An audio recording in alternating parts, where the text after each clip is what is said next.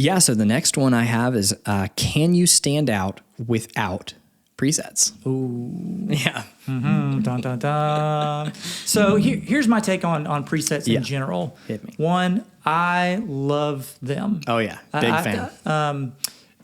That said, I do not think that you should bank on them as your end-all be-all of what you know about what's going on. And what I mean by that is I think that it is really good for you to know exactly where along all the panels that a preset is affecting your image. Yeah. And then still use one. Like, they're Yes. great. Now, can you stand out without them? Sure. Yeah. Absolutely. Yeah. You totally can. Sure. One of the ways you can stand out, and this may be a little cliche, but the biggest way you can stand out is your lens choice. Yep. Right? Yep. We have a friend of ours that I can look at his stuff immediately and know who shot it because he loves to use wide angle stuff. Yep. And there's something about his eye and his composition with that specific lens where I'm like, oh, that's so-and-so, 100%. Now his processing does come into that a little, but for the most part, I've seen enough stuff where he's developed a style based off of just a lens choice, and then you throw color on top of that. But to me, that's the biggest way you can really stand out. It's just I would agree. Your eye is going to be the thing that people gravitate to at the end of the day. Your color might make them stop. Over something and make them say, there's something, there's some sauce on this. But your eye and the way that you look at your subject is really going to be the thing that ultimately sells you no matter what. Because some of the presets I started out with, I look at them now, and one, they were trendy. You know, they 100%. They were, I started using presets in, I guess, 2010, somewhere in that ballpark.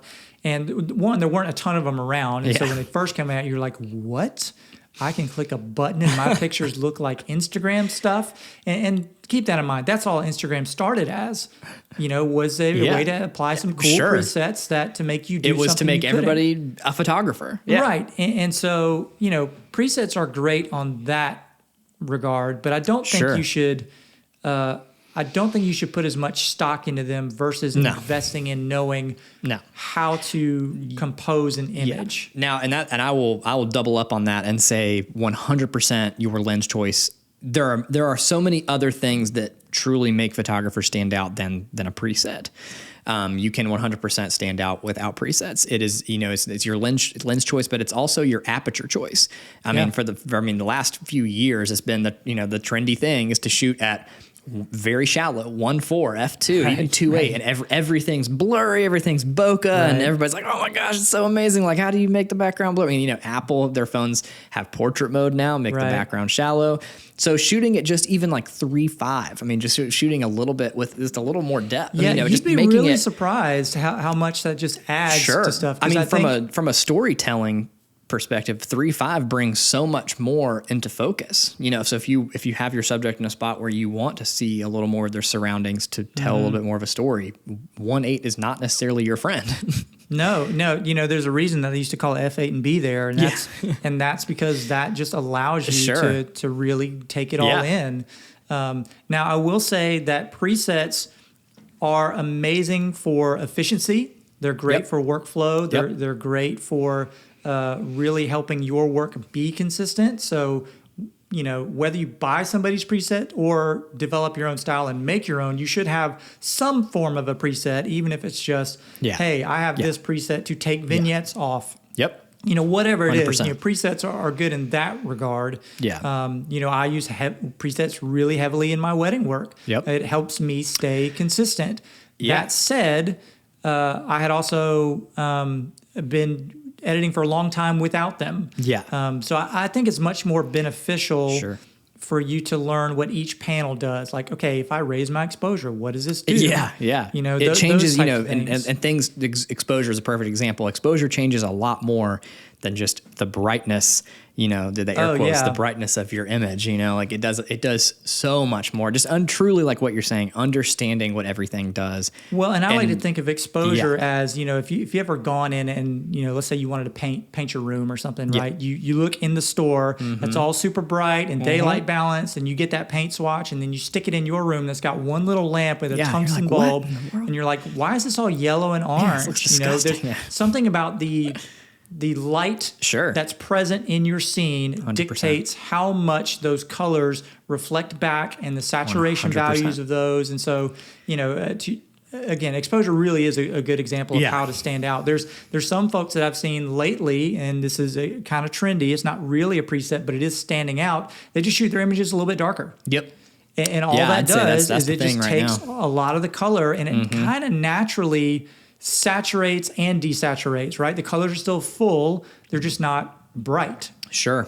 Yeah. So, and that's been really cool for me to see that. I'm like, there's something here that I don't think is a preset. And I will, and I will, something that bothers me a lot is, and there's a really popular preset manufacturer that does this and they market as this, and it's, it's the one-click preset. Make your image amazing in one click, and you know exactly what I'm talking about. I think that's that's a great example. I do not like how they phrase that, because it's not one click, and you're putting a lot of photographers on crutches, when you do stuff like that, because they're not, if people are, they get their camera, they buy that, it's like shooting an auto. You may get some amazing results, like it's like better than anything you or I could ever do. And then the next 10 shots are terrible because you don't know what to do.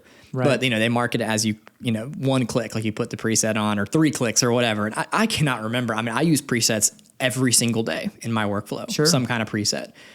I cannot tell you the last time I did a quote unquote one-click preset. No. Every single time I apply a preset, I'm changing. I will say I leave HSL a lot of times. Like, I leave that alone, because in my mind, if I don't like the HSL on the preset, I don't like the preset. Sure. So what Mike's referring to, for anybody who doesn't know, HSL is just an acronym for hue, saturation, and luminance. So what we were talking about with your exposure, how it changes color, that's kind of why we gravitate towards a preset. What is it doing within those color channels where it's, kind of pushing or pulling or saturating, desat, those types of things. So to Mike's point, that to me is really the predominant factor of any preset is how is it affecting these colors. So if you're in the video world, the same thing would apply to a LUT, which is another acronym for a lookup table.